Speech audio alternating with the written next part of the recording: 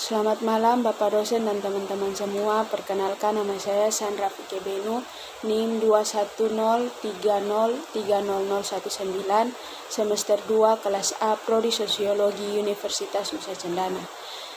Video ini dibuat untuk memenuhi tugas yang diberikan oleh Bapak dosen, yaitu makalah mengenai biografi teori ahli sosiologi klasik, yaitu Bapak Auguste Comte.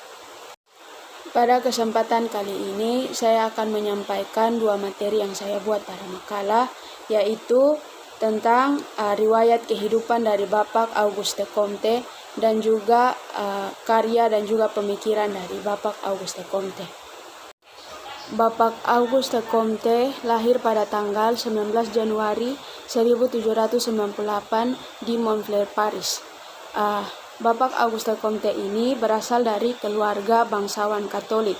Namun di sini tak lama kemudian, Comte melihat bahwa ada sebuah perbedaan yang mencolok antara agama Katolik yang dianut olehnya dengan pemikiran keluarga monarki yang berkuasa, sehingga di sini dia terpaksa meninggalkan tanah kelahirannya. Di sini Comte menempuh pendidikan di sebuah kota kecil di bagian barat daya dari negara Prancis hingga selesai. Setelah itu Bapak Auguste Comte melanjutkan akan pendidikannya di École Polytechnique di Paris, yang dimana sekolah ini juga tidak lama karena ditutup pada tahun 1816, sehingga Bapak Auguste Comte melanjutkan akan pendidikannya di Sekolah Kedokteran Montpellier. Berselang setahun kemudian, pada bulan Agustus 1817, Comte menjadi murid sekaligus sekretaris dari Claude Henry de Rouvroy.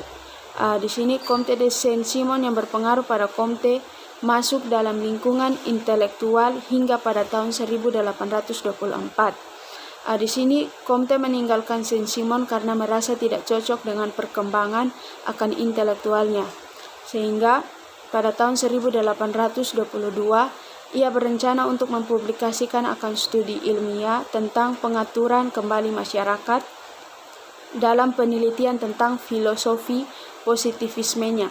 Tetapi saat itu Comte gagal untuk mempublikasikan atau gagal untuk mendapatkan posisi akademis, sehingga menghambat akan publikasi penelitiannya. Hal ini menjadi dampak sangat berpengaruh pada finansial dari Auguste Comte, sehingga kehidupannya menjadi melarat, bahkan penelitiannya terhambat, hingga dia mulai bergantung pada sponsor, bahkan dia juga bergantung pada teman-temannya. Kehidupan pribadi Comte dipenuhi dengan kata kemiskinan, bahkan Comte di sini dikenal sebagai sosok yang emosional, atau bahkan dia dikenal dengan orang yang sifatnya arogan, kejam, dan mudah marah, sehingga pada tahun 1826 Comte dibawa di rumah sakit jiwa. Selain itu, seringkali juga terjadi konflik dalam persoalan cinta Bapak Auguste Comte, di mana dia bahkan pernah untuk mencoba bunuh diri. Di sini Comte memiliki kisah cinta yang sangat tragis, atau memiliki kisah cinta yang tragis, di mana dia menikah dengan Caroline Massin, seorang pekerja seks, dan bercerai pada tahun 1842, sehingga pada tahun 1844 Comte menjalin kasih dan menikah lagi dengan Claude de Flaux. Namun di sini tidak bertahan lama karena istrinya itu mengalami sakit tuberkulosis dan akhirnya meninggal dunia.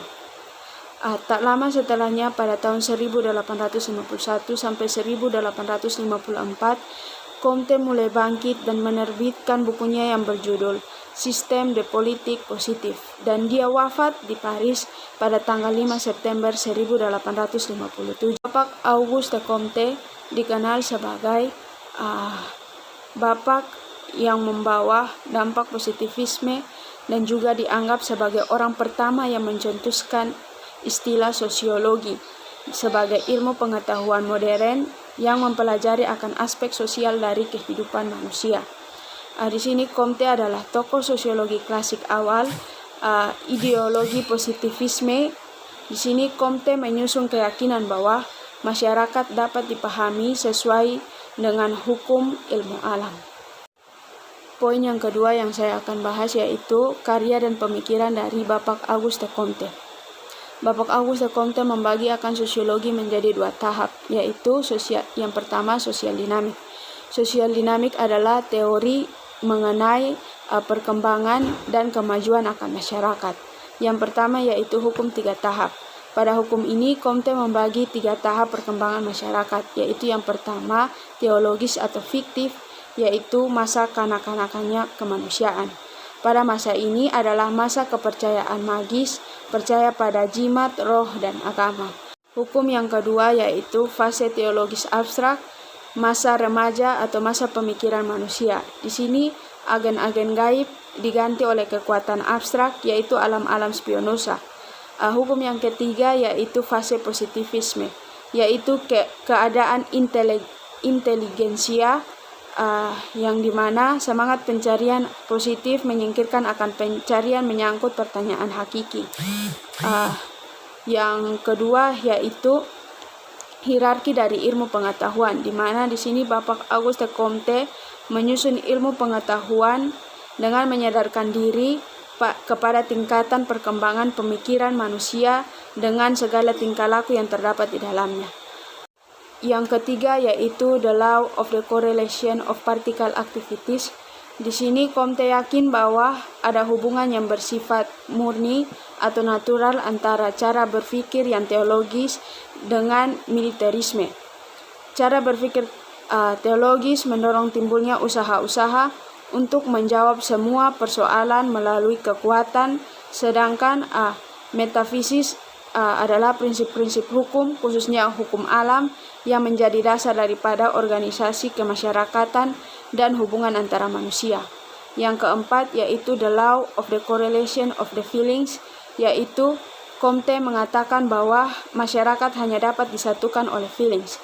Demikianlah bahwa sejarah telah memperlihatkan adanya korelasi antara perkembangan pemikiran manusia dengan perkembangan dari sosial sentimen. Yang kedua yaitu sosiologi yang dibagi oleh Bapak Auguste Comte, yaitu social statics. Yang dimaksud oleh Comte di sini yaitu teori tentang atau teori dasar masyarakat. Di sini Comte membagi sosiologi ke dalam 2 bagian yang memiliki kedudukan yang sama. Fungsi dari social statics sendiri yaitu mencari hukum-hukum tentang aksi dan reaksi daripada berbagai bagian di dalam suatu sistem sosial. Di dalam sosial statik terdapat 4 doktrin, yaitu yang pertama doktrin individu, keluarga, masyarakat, dan juga negara. Mungkin ini yang bisa saya bagikan. Mohon maaf apabila ada kekurangan. Sekian dan terima kasih.